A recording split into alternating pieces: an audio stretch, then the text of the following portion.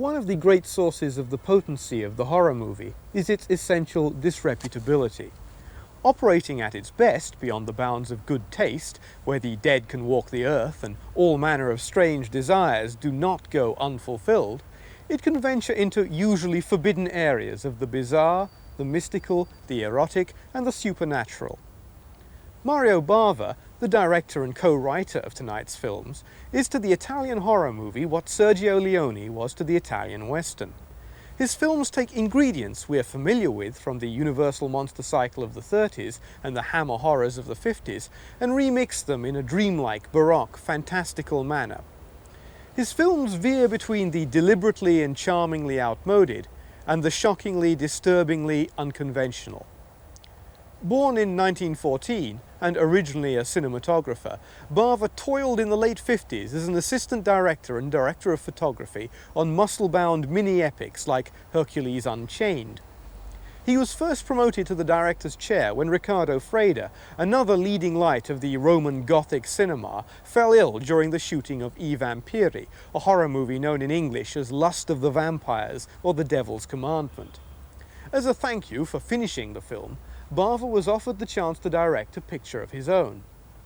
Tonight's first movie is that picture, La Maschera del Demonio.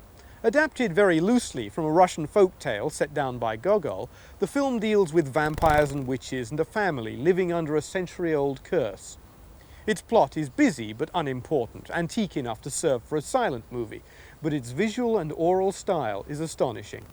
Working on a limited budget, Bava and his collaborators use elaborate sets, creative camera work, pounding music, and plenty of dry ice fog to give the film its dreamlike feel. Note the precedent-setting use of slow motion, the zoom lens, flashes of lightning, and spurts of monochrome gore. A key factor in the success of the movie was Bava's inspired casting of Barbara Steele, a J. Arthur Rank starlet whose startlingly unusual good looks had not been very well used in insipid British comedies. Once her career moved to the continent, Steele became a cult figure, alternating horror films for Bava and Freda with artier assignments like Fellini's 8.5 and Schlondorf's Young Tourless. Steele is here seen as a witch who emerges in an unforgettable sequence from her tomb, and also as the innocent young girl whom the old hag wishes to possess. Currently employed in American television as the producer of The Winds of War and War and Remembrance, Barbara Steele was the vampire queen of the 60s horror film. The version we're screening tonight is entitled The Mask of Satan and was prepared in 1960 for overseas release. However, it was refused a certificate by the British Board of Film Censors, largely thanks to an execution sequence in the first 5 minutes. It was distributed under the title Black Sunday in the USA, but with a different soundtrack, and a severely truncated version of that came out in Britain in 1968 as Revenge of the Vampire. What we're seeing tonight, we believe, is the best possible English-language version available of the film.